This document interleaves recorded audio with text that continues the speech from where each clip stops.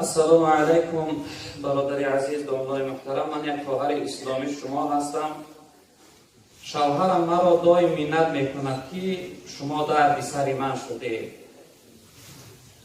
من صاحب سه فرزندم، پدر و مادر ندارم. کجا رفتنم را نمیدانم. یک برادری فقیر دارم. برای من یک مصلحت دهید. خب از جانم سیر شدم. دائم مرا دشنام میدهد و میزند شوهرم.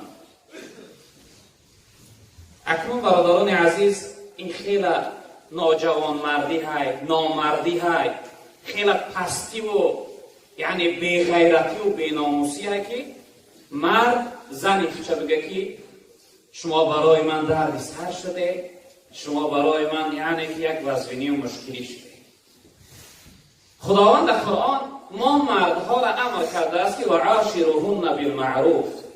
شما مردها به همسرهاتون به خوبی به خوشی معامله کنید، یک رفتار نیکی داشته باشید. برادر عزیزی که زن منت میکنی و بیچاره میگه از جانم سیر شده است، در بین راه مانده است، باید که این نفقه وای زن و نفقه فرزند برای تو واجب است تأمین کردنش. از دست نمیآید نه یارش است، یا من در خانه پدر و مادر یا در خانه برادر فقیرش باشه، در چه باشه نیست. این مردی نیست، نامردی. برادر عزیز، مرد زنش طعنه کنه، زنش منت کنه که شما برای من. اکنون فهمیده میشه امروز حالت همه دشوار و مشکل است، کارها خوب نیستن، یک یعنی مشکلی در حیات آمده است. اما انسان نباید که زنی چه منت کنه و طعنه کنه. از این سوال از این خط فهمیده میشه که خواهر اسلام ما خیلی از جانش سیر شدگی است. این چنین یعنی کینین ها زیاد هستند برادران عزیز. مثل این خواهر برای که هر روز لب میخورن، هر روز از اون شوهرهای ناجوانمرد طعنه و منت میشنوند، چنین خواهرهای اسلامی زیاد هستند. نفقه اهل بیت برای من این واجب است. وقتی پیغمبر بزرگوار حضرت فاطمه را به حضرت علی نکاح کردن، روز دوم بود، میگه آمدن در اون حجره که حضرت فاطمه هم را حضرت علی زندگی میکردن داخل شدن. پیغمبر بزرگوار گفتن که ای فاطمه، از این روز پس همه کارهای خانه تو در گردن تو هستند. کارهای خانگی را باید تو کنی، یعنی طعام پختن، جاگه انداختن، لباس ها را شستن، پاکیزگی خانه را رعایت کردن. گفتن ای فاطمه در گردن تو هست. و حضرت علی را گفتن که ای علی، کارهای بیرونی خانه، یعنی کسب کردن، کار کردن، رزق و روزی به خانه را آوردن، نفقه اهل بیت تأمین کردن، گفتن ای علی در گردن تو هست.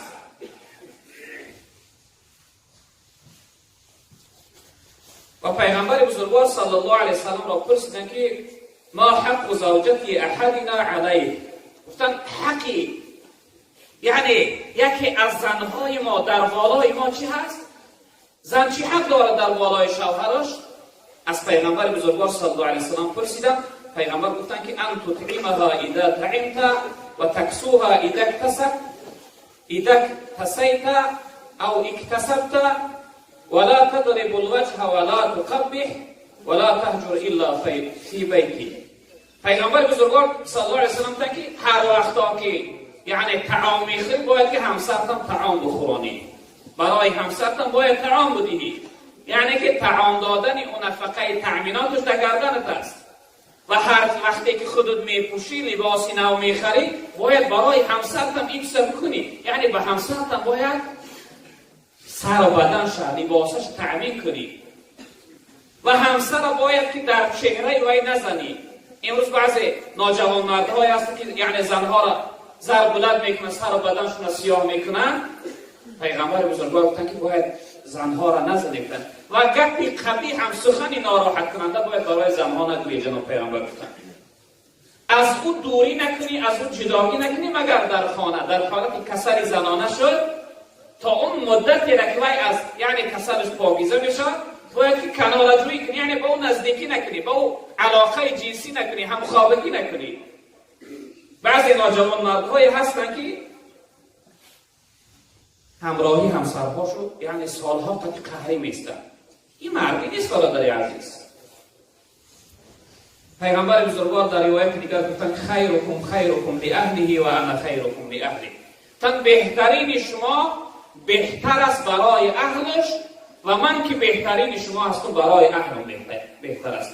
یعنی که با همسرم و فرزندم و اهل بیتم چقدر معامله و مناسبت خوب دارم. باید که مرد همراه اهل بیت چقدر مناسبت و معامله خوب داشته باشه که لحظه ای که از خانه بیرون شد تا آمدنش اهل بیت شما انتظاری بکشن که کی می آمده باشه. فرزند آرزو و هوس داشته باشه که پدرم کی میاد که من در آغوشش بگیرم. امروز بعضی فرزندان از پدر میگریزن از روی بدخویی، بدخصلتی، بدرفتاری و گفتاری پدر. یا اینکه همسر وقتی بیگاه میشه غمش میگیره که این یعنی شوهر ظالمش، شوهر بیرحمش، شوهر ناجوانمندش با یعنی میاد با همون ضربلته، با همون گپی سخته، این فقط فکر میکنه که شاید زنش برای همون یک لحظه شب در کار براش تمام. این جوانمردی نیست برادر عزیزم. خواهر محترم، هر کسی از اگر صدای ما را بشنوی در قضای الهی راضی باشه، در این یعنی بدبختی و ناخوشی حیات تسلیم باش، ان شاء الله در برابر این خداوند اجر ثواب زیاد برای تو در آخرت نصیب می‌گرداند.